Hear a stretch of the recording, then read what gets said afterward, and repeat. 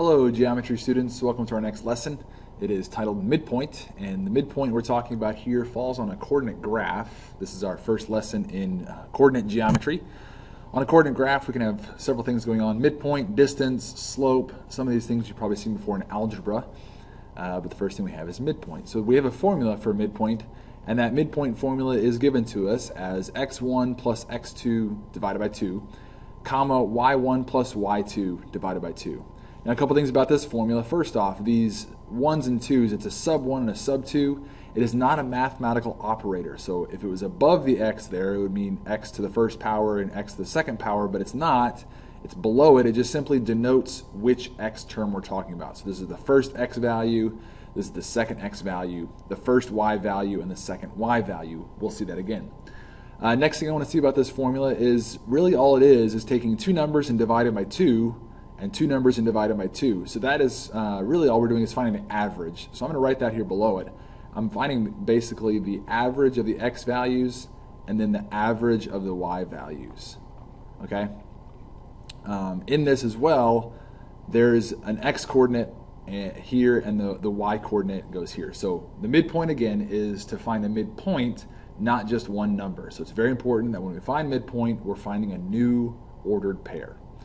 First example we have is for finding a midpoint. It says find the midpoint of S, which is 3, 4, and R, which is -4, -1. All right, so we know for the midpoint formula we have x1 plus x2 divided by 2, y1 plus y2 divided by 2. So what really helps is if we denote here, this is my x sub 1, this is my y sub 1, this is my x sub 2, and my y sub 2. It really helps if we label that, so when we go do the formula, it falls into place very easily. So to find the midpoint, then, it's equal to, and I put the parentheses there, we're finding a coordinate. So the x is added together, 3 plus -4 divided by 2, and then comma, 4 plus -1 divided by 2, and close parentheses. We can simplify that then. 3 plus -4 is -1, so -1 over 2, and then 4 plus -1 is 3 over 2. So that's our midpoint, and this is given in fraction form. I personally like to write my coordinates in decimal form, because if I'm trying to graph them on a graph, it's easier as a decimal. So -1/2 is -0.5, and then 3 over 2 is 1.5. So there is my final midpoint on a graph. All right, example 2, if we're trying to find a midpoint from a graph, we can see here that we have a graph of a line, and on that line segment, I want to find the exact middle. Well, the best thing about any horizontal line or vertical line, this is a vertical line, horizontal or vertical line, I can simply just count the midpoint. So if I start here, I can see that my whole line segment is 1, 2, 3, 4, 5 units long. So I want to find the midpoint of 5. It's simply half of 5, so 2.5. So if you start at one end, I can go up 1, 2, and then 0.5, and then this would be my midpoint. All right? I could find the coordinates of that, but right now I just wanted to see that we can just simply count our midpoint if it's horizontal or vertical. Another example I have here, and by the way, do please draw these graphs in your journal. All right, so on these graphs here, the second one, I've got the coordinates given to me. I want to find the midpoint of this line. Well, it's not possible to count the midpoint of a line if it's a diagonal. It's also not possible to count the length if it's a diagonal, but more on that later. So I cannot count the length of this. I actually need to use my formula with the coordinates and find the midpoint. Well, looking at my coordinates right now, I see I have this coordinate is +5, 3, so write that down right next to it, 5, 3. And then my coordinate at the bottom is +1, -5.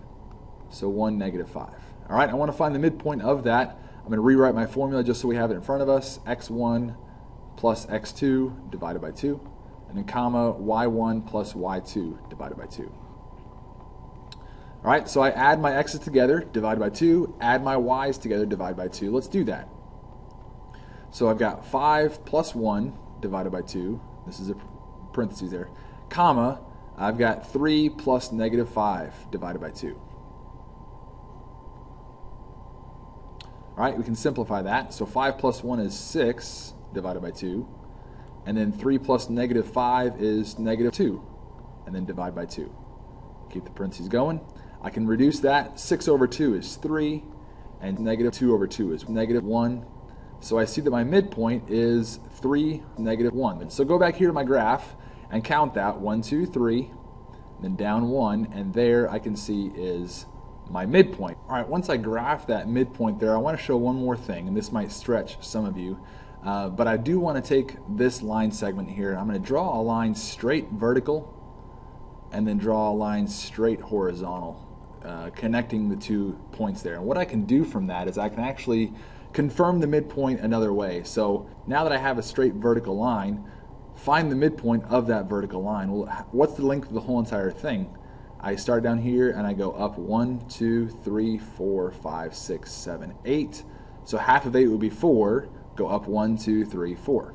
All right, there's the midpoint of just the vertical piece of that. Then horizontally I go 1, 2, 3, 4. So half of that's 2. Go 1, 2. All right. And then I can draw back down to my graph here from each one of those midpoints, straight horizontal, straight vertical, and confirm that that's the middle of that, counting it a little bit different way. I want to see your midpoint formula worked out. That's showing your work, but this is a way to just confirm what the midpoint is. All right, and then my last example here, example 3, finding the endpoint given a midpoint. So go ahead and pause the video, write this down. The midpoint of TU is given to us. The midpoint is -1, 7.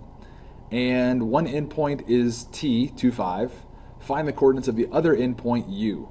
Now, we could use our midpoint formula and work backwards, but that would freak some of you guys out. So I'm not going to worry about that, and it's kind of a challenging way to do it. Let me show you a better way. We actually want to draw a picture. Like a lot of things in geometry, if we draw a picture, it's a lot easier to see. So I've got a line segment, TU.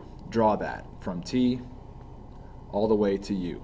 All right, the midpoint is M, so put that M on there. Have coordinates for T and coordinates for U.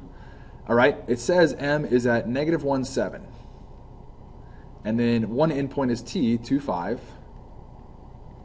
And it wants to find the coordinates of the other endpoint U. So I'm going to get a coordinate over here. Now, this is not how this line would look on the graph. It would be more of a diagonal. But for the purpose of simply finding the endpoint, I'm just going to draw a line segment and go from there. All right, with what I've drawn there, I see that I have a midpoint. And if it was just a line segment, I would know that a midpoint is exactly in the middle. So TM would be congruent to MU.